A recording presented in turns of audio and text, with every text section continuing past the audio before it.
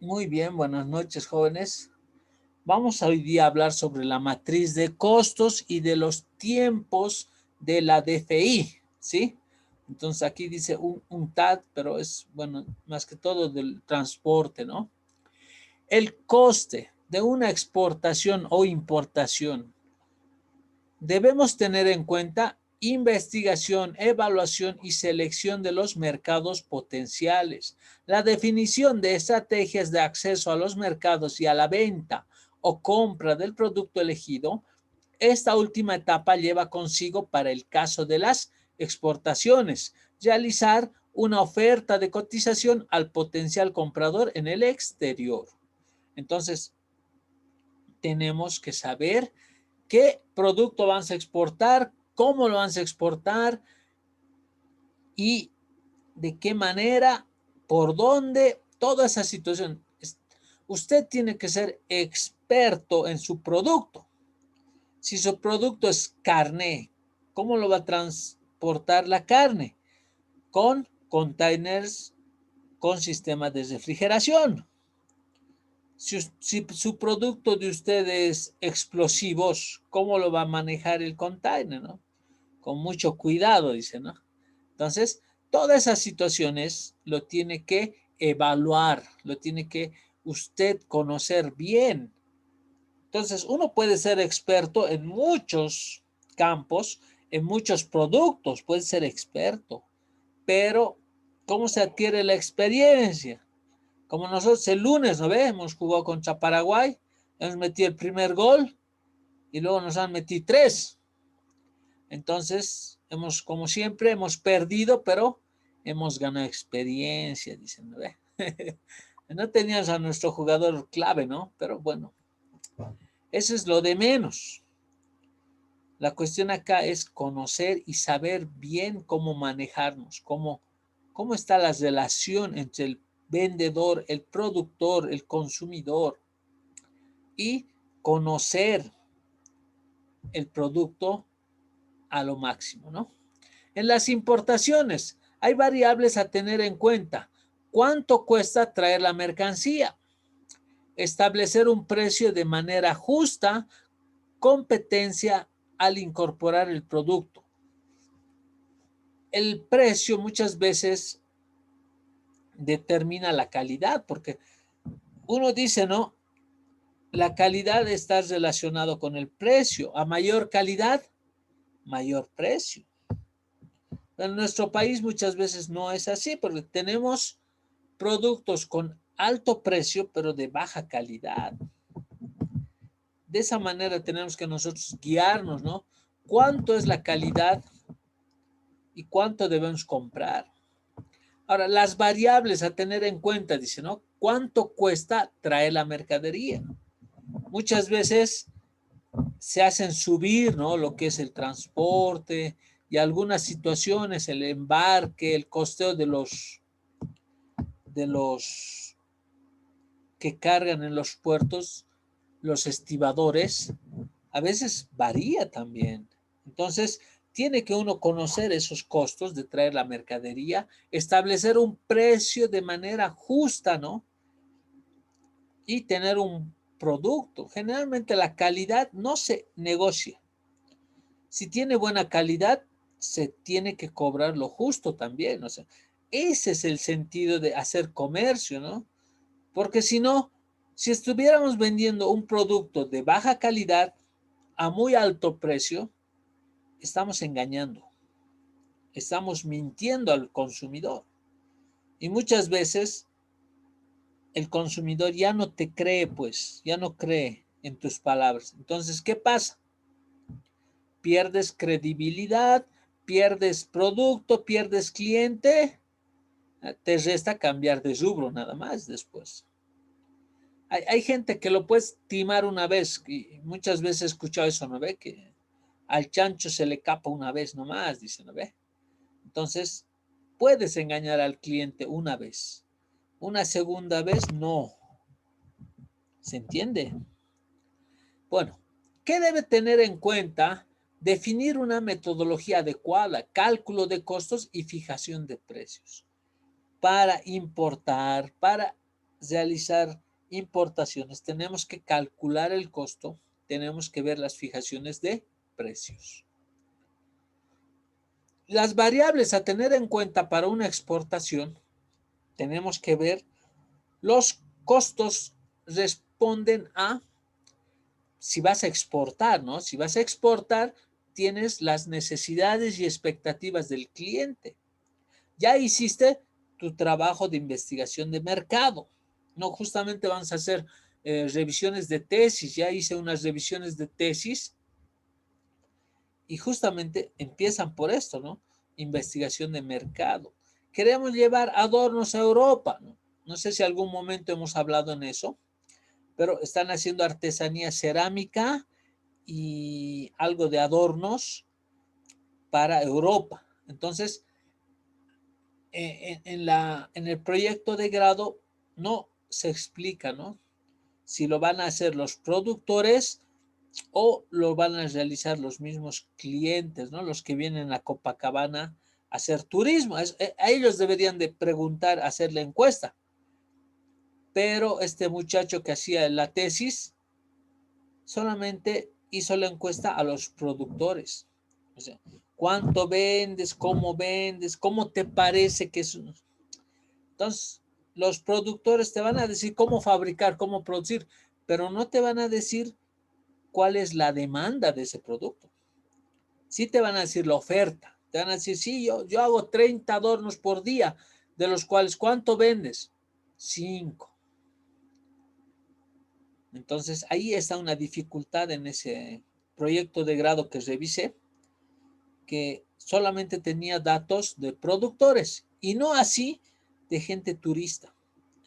Entonces, tienen que ver las dos caras de la moneda, ¿no ve? O sea, como abogado también que soy yo, no tengo otra profesión, no sé si les comenté, pero también estudié derecho.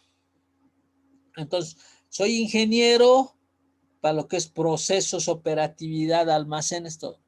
Y soy abogado para lo que es la parte legal de la aduana, o sea, todas sus normas, reglas, reglamentos, aplicaciones de la ley, todas esas situaciones. Entonces, muchas veces, como abogado, no solamente el juez tiene que escuchar a la parte demandada, o diré a la parte demandante, tiene que también escuchar a la otra cara de la moneda, que sería la parte demandada. Entonces, el juez tiene que ser imparcial, aunque en nuestra sociedad en Bolivia no hay esa imparcial, ¿no ve? Hasta hacen aparecer pruebas, ¿no ve? Ese que ahora es juez, Edwin Blanco, ¿no? Lo ha metido preso al Jerry Fernández, ¿no? Al médico por el niño Alexander, ahora es juez. Ese juez cuando era fiscal presentó pruebas al juez, le dijo, miren, este es un violador, hasta hizo aparecer semen ahí. Yo presumo, ¿no? Que el mismo fiscal donó eso, ¿no? Que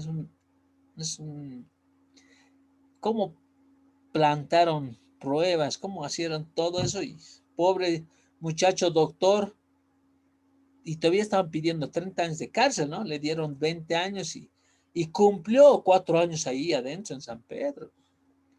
Y si no fuera por esta borrachita, no, la jueza Pacajes, que de borracha dijo, a un inocente la hemos metido, dicen, ¿no? Recién salió libre y le hicieron, le liberaron, ¿no? Imagínense, o sea, toda esta situación, cómo en nuestra justicia hay eso, ¿no? Entonces, el juez tiene que ser imparcial. A mí parecer muchos casos polémicos de lo que es este gobierno va a llegar a manos de este juez. A este juez pues, le van a decir, ya, decisión por este lado, decisión por el otro lado. Calladito ciegamente va a obedecer, ¿no? Esa es la justicia que tenemos acá en Bolivia. Por no decir otras cosas, ¿no? Porque más corrupción no puede haber en nuestra justicia. A mí, sinceramente, desde que está de juez ese, me avergüenzo de ser abogado realmente. ¿Cómo tan prostituida está nuestra justicia? Realmente una vergüenza, jóvenes. Bueno, sigamos con nuestro caso, que dice el objetivo financiero y de mercadeo de la empresa del exportador. O sea, precios del mercado, objetivo financiero y de mercado. Entonces, uno tiene que ver, como les digo, ¿no? Las dos partes, las dos caras de la moneda. Tiene que saber tanto de la demanda como de la oferta. Si existe mucha demanda, hay que provisionarnos, hay que hacer más oferta. Si existe mucha oferta, hay que saber cómo direccionar al mercado y hacer marketing, ¿no? Por ahí tu producto no es conocido, entonces tienes que hacer marketing. Entonces, ahí viene lo que ustedes como técnicos en comercio internacional tienen que conocer lo que es producción, lo que es marketing y lo que es costos. En esos tres, y bueno, lo que es leyes también, tienen que saber la normativa vigente y todo eso. O sea, no es tan simple la profesión de comercio internacional. Algunos dicen, bueno, traeré mercadería de China, todos traen, ya yo también. Y en el proceso de traer, cometes errores, no cuidas la mercadería, se pierde tu container, puede pasar un fin de cosas si no te preparas. Y al final llega aquí a Bolivia, te cobran impuestos que no deberían de ser, porque los de la aduana vivos son, pues. Y te cobran impuestos que no deberían de ser y ya está. Lo que tenías que traer en 2 bolivianos te ha costado 4. Y aquí para ser competitivo tienen que tener precios baratos, ¿no? Todavía si es por mayor, pues no vas a poder encajar tu producto a los mayoristas. Entonces, por eso, tienes que tener necesidades, expectativas del cliente, qué está esperando el cliente, ¿no? Si vas a exportar. El precio del mercado tienes que conocer bien. Objetivos financieros y de mercadeo de la empresa del exportador. ¿Qué objetivos financieros y de mercadeo tiene, no? Mercadeo, marketing. Entonces, es muy importante que ustedes conozcan marketing y el marketing siempre dice, ¿no? Conoce a tu cliente. El cliente no siempre tiene la razón, porque el marketing dice, el cliente tiene la razón, dice, ¿no? Todo el cliente, ¿no? Pero muchas veces el cliente puede equivocarse. Puede decir, esto sirve para esta cosa, mientras que no es. Así que el cliente no siempre tiene la razón. Hay que guiar, saber entenderse con el cliente. Muchas veces le dice al cliente, no, no puede servir para esto. Y se enojan, ¿no? Es medio peculiar la atención al cliente y conocer lo que es marketing. Bueno, los términos de negociación, los Incoterms. Ustedes ya han llevado Incoterms, jóvenes, ya conocen lo que es términos de negociación, los términos que hacen en la los contratos internacionales y todo aquello. Entonces, sepan, ¿ustedes van a revisar algo de Incoterms ahora? Cada 10 años cambian los Incoterms, entonces se evalúa cada 10 años si funcionan o no funcionan los contratos. Ahora, es Incoterms, ¿qué cosas son? Contratos de términos internacionales, ¿no? Ahora, ¿quién me puede definir qué es un contrato? ¿Alguien en la sala? Diego, vos que siempre te las sabes todas. Diego, ¿qué es un contrato, sabes? Dicen, según me acuerdo, un contrato es un acuerdo entre dos personas sobre un producto o un servicio de algo de igual valor que está estipulado legalmente, obviamente. Ya, o sea, está muy bien la definición, es un contrato, es una relación entre dos o más personas. Muy bien. ¿Alguien más quiere aportar? A ver, una señorita Judith Condori. A ver, ¿qué es un contrato para usted, Judith?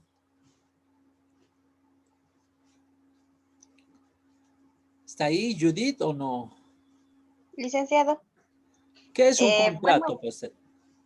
Bueno, para mí es un documento privado, ¿no? Donde lo realizan varias, una o dos o más personas, ¿no? Donde prácticamente especifican lo que cada uno va a realizar. Ya, muy bien. Muchas gracias. Ya. Muchas gracias por su participación. Eh, miren, justo esta tarde estaba dando clases de contrato yo. Pues también, ¿no? La situación.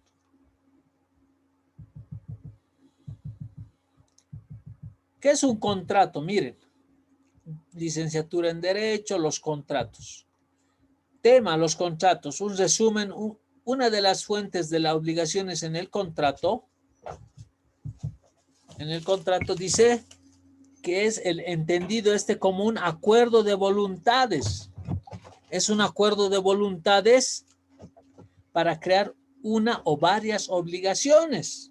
Ahí ustedes decían, ¿no? Es un acuerdo que se relaciona para hacer algo, para hacer una actividad.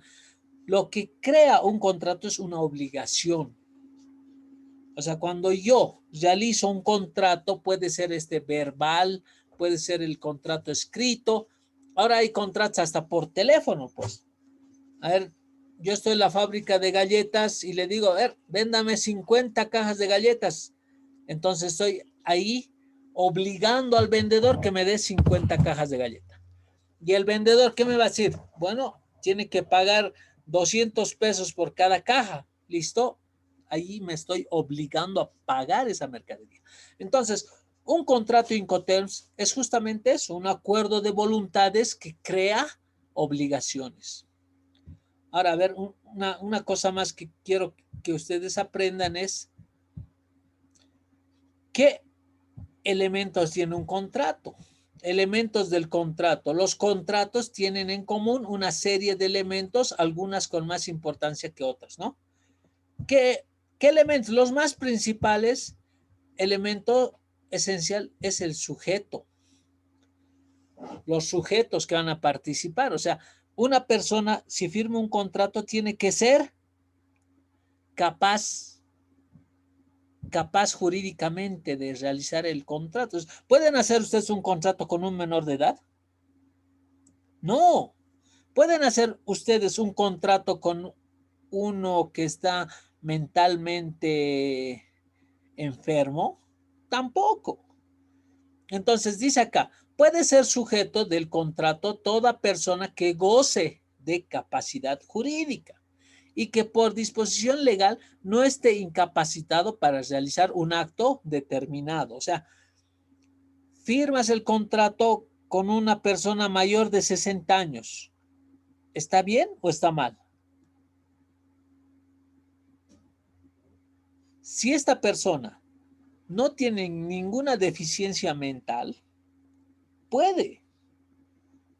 Porque si no te cumple la obligación que se está creando con el contrato, puede alegar, pues, él me ha hecho firmar, yo acaso estoy saludable.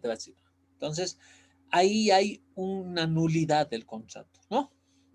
Y eso es lo que dice acá, ¿no? Sujeto puede estar viciado en relación directa con la capacidad o incapacidad de la persona para poder realizar el negocio jurídico. Ejemplo, edad, enfermedad mental, ¿no? Entonces, tiene que el sujeto, las dos personas que van a participar en el contrato, pues dos o varias, ¿no? Dos o más, tienen que estar legalmente, jurídicamente habilitados, ¿ya? El segundo, consentimiento. Congruencia existente entre voluntades declaradas por los sujetos. O sea, si su aceptación para hacer el contrato es válido, tiene que ser una afirmación inequívoca. O sea, no solamente expresar sí, deseo, firmar, ¿no? Sí, tiene que ser innegable su aceptación. Existe una clara lógica de relación entre la voluntad de los sujetos y la declaración expresa de esa voluntad. Acá es sí o no, ¿no? Entonces, esto tiene que ser como el matrimonio, pues, cuando se casan, ¿cuántas veces han ido a un matrimonio? O tal vez alguno ya se ha casado aquí en el curso. Entonces, hay una formalidad, ¿no? Se cumplen formalidades en todo tipo de contratos. La unión matrimonial, digamos que es un contrato, ¿no? Entre dos personas. ¿Qué formalidades hay? Que ambos estén ahí, ¿no? Presentes delante de un juez en lo civil, ¿no? Después, que pregunte, ¿no? ¿Usted está de acuerdo? ¿Acepta como esposo? ¿Acepta como esposa a la tal persona? Tiene que igual declarar con un signo o con expresarlo de forma afirmativa o negativa. Por ahí dice, no, déjame un día más pensar. No, pues, una semana más lo pensaré. Dice, no, no ve. En ese momento es sí, pues no. Bueno, la mayor parte llega hasta ese lugar a decir sí, ¿no? En contrato es igual, o sea, hay una necesidad, una demanda, y hay alguien que quiere satisfacer esa necesidad, esa demanda, ¿no? Entonces se buscan ambos y hacen el contrato y dicen, ya, yo te voy a vender 50 cajas de galleta, ya, yo te voy a pagar por esas 50 cajas de galleta. Listo. Ahí crean un contrato de compra y venta donde hay obligaciones de entregar las 50 cajas de galleta y hay la obligación de pagar esas 50 cajas de galleta. Entonces ahí es el consentimiento. Yo acepto. Acepto que me des la mercadería. Acepto que vos me pagues por esa mercadería. Y ahí hablamos, ¿no? Lo que es el precio y fundamentamos, ¿no? En lo que es en el contrato, a cuánto lo voy a vender y demás. Ahora, este consentimiento tiene vicios, pues. Por ahí les entendí mal el precio, puede haber error. Dolo. ¿Alguien sabe lo que es dolo? Es en la parte jurídica lo que más se maneja. A ver, Yemi Argote. ¿Sabe lo que es dolo, señor? Señores, a ver, ¿sabe lo que es dolo, amigo? Yemi.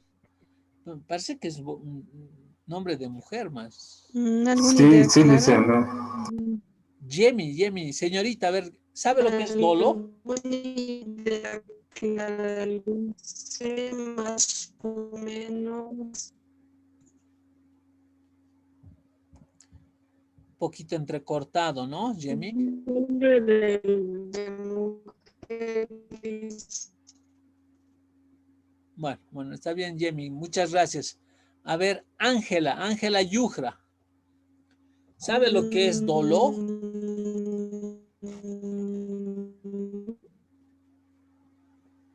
No se le entiende. No, A ver, Ángela, dígame qué es este dolo para usted. para mí como que algo de con enojo, más o menos, algo así le entiendo, licenciado. Tal vez por ejemplo, yo al menos lo utilizo, digamos, con un partido de fútbol, digamos, yo le digo, mira, le está dando con dolo, o sea, con toda su Sí, rabia, con Lisa, todo yo su tengo. enojo. Así más o menos lo entiendo la palabra dolo. Ya. No sé Bueno, si está bien. Dice, dígame, señorita, diga. no, no es cometer un delito. No. El dolo es una actitud. El dolo, actuar con dolo en un partido de fútbol es justamente lo que decía la señorita, ¿sí? Es ir no a la pelota, es ir directamente al pie. Entonces estás yendo con saña, estás yendo con rabia, estás yendo ya no directamente a la pelota, estás yendo al pie. Entonces, actuar con dolo es actuar con malicia, con maldad.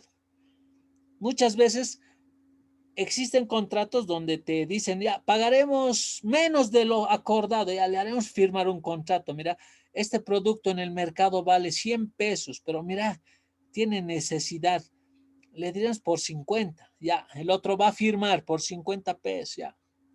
Entonces, ese contrato es factible a ser anulado por vicio de dolo. O sea, están actuando con maldad, no están retribuyendo lo justo. Un trabajador, ya, a ver, albañil, cada día se le paga 150 bolivianos a un albañil. Ya, pero como es necesidad, ya, vení, te voy a pagar 30 bolivianos por día. Me lo vas a trabajar aquí. Ya estás actuando con dolo, no estás pagando lo que es justo. Entonces, al actuar con dolo, estás actuando con malicia. Estás a saber que estás dañando, lo estás haciendo. Ese es dolo. Por eso un contrato con dolo, con viciado, con daño, así, con malicia, es factible de ser anulado. ¿Sí? Ahora, intimidación. Hay muchos ancianitos que les pegan y demás para que se firmen herencias. Y entonces van al canal 5, ¿no? Ay, ay, mi abuelo no me quiere dar herencia, ese maldito juez me ha anulado la herencia. Claro, porque cuando ha ido al juicio, el abuelito se ha quejado, me ha pegado y por eso he firmado. Entonces, ahí hay un vicio por intimidación, por lesiones, dicen, ¿no? Golpes. Entonces, tienen que saber que un contrato, y el mismo hecho, ¿no? El contrato Incoterms, si está viciado por dolo, por intimación, algún error también, ¿no? Es factible de ser anulado. Ese es lo principal, ¿no? En un consentimiento, si estás engañando a la persona, tienes el derecho a reivindicarte. Hay por error el desconocimiento, ¿sí? De derecho y de hecho. Ya, esto es más para abogado, ¿no? El derecho, el sujeto que no comete no puede alegarlo para solicitar la invalidez del negocio jurídico, ¿no? Tengo yo derecho, no me pueden pagar 30 pesos por día. Entonces, alega su derecho. Y el hecho, así hay un error sobre naturaleza del contrato, error sobre indicaciones del objeto. Ya yo te he hecho construir una pared en esta rectura, vos me has construido la pared en otro lado. Ya, es un error de indicaciones, ¿no? Entonces, esos errores hay que tratar de no cometer en un contrato Incoterms. Acá tengo también lo que es el dolo. El dolo es astucia o maquinación efectuada por alguna de las partes para que la otra incurra en un error. ¿Se dan cuenta? Es una astucia, una maquinación. Lleva intrínseca la idea de falsedad o malicia, ¿no? Cuando uno actúa con dolo es por malicia, jóvenes, queriendo hacer daño. En el ámbito legal, el dolo es agravante. Entonces, como usted en un asesinato, por ejemplo, lo ha matado a puñaladas, no va a alegar, yo estaba agarrando el cuchillo y se ha caído sobre el cuchillo, no puede alegar eso. Entonces, ¿qué pasa en un asesinato? No, usted agarró el cuchillo, ha actuado con dolo. ¿Por qué? Porque agarró el cuchillo y sabe que si le mete el cuchillo a la persona, lo va a matar. Entonces, esa es una actuación con dolo. Por eso, el dolo es un agravante, porque sabes lo que estás haciendo y aún así lo haces. Es el daño que estás haciendo y lo haces de paso. Eso, ¿no? Con respecto al dolo. No los voy a sacar abogados, pero por lo menos ya tienen que conocer esto que es, y esto que ustedes creo que no llevan lo que es derecho, ¿no? Este concepto es algo que tienen que hacer. Intimidación se manifiesta con actos de violencia, ya sea física o verbalmente. Entonces, cuando al ancianito le hacen firmar la herencia, están actuando con violencia. Ya. Lo último, para terminar esta primera parte de los contratos, y vamos a volver luego a los Incoterms. El objeto del contrato. O sea, ¿qué es lo que vas a hacer? Primero hemos visto sujeto, después hemos visto consentimiento. Ahora vamos a ver el objeto. ¿Qué se realiza de determinada conducta por uno de los sujetos? Es dar, hacer o prestar. Entonces, un contrato genera una obligación. Puede dar la cosa, puede generar una obligación o puede crear un derecho, ¿sí? Un derecho. Por ejemplo, un contrato demandante, un contrato que es eh, de responsabilidad. Le das la autoridad a otro que te represente. Ese es un contrato de mandato. O sea, le llaman de mandato, pero acá lo conocemos como con carta poder, ¿no? Ese es un contrato de poder, le llamamos aquí. Pero jurídicamente se llama contrato de mandato. Hay un mandatante y hay un mandatario. Entonces, cuando entregamos poder a otra persona, ¿no? Hacemos un contrato de mandato, estamos otorgando un derecho. O sea, que la otra persona represente todas mis necesidades, mis derechos. Por ahí tengo que viajar y a uno de ustedes le elijo, Diego, por favor, representame en la UTB. Tengo el derecho de cobrar este mes, cobrámelo vos, toma mi carta poder, mi carta de mandato. Vos vas a ser el mandante y yo voy a ser el mandatario, ¿ya? Cobrámelo, Diego. Entonces, Diego cobrará, pues, ¿no? Ahora, sabrá el Diego si me da la plata o se lo gastará, ¿no? Pero él está ejerciendo el derecho de cobrar mi dinero de este mes. ¿Se dan cuenta? Entonces, ahí el contrato crea una obligación o crea un derecho.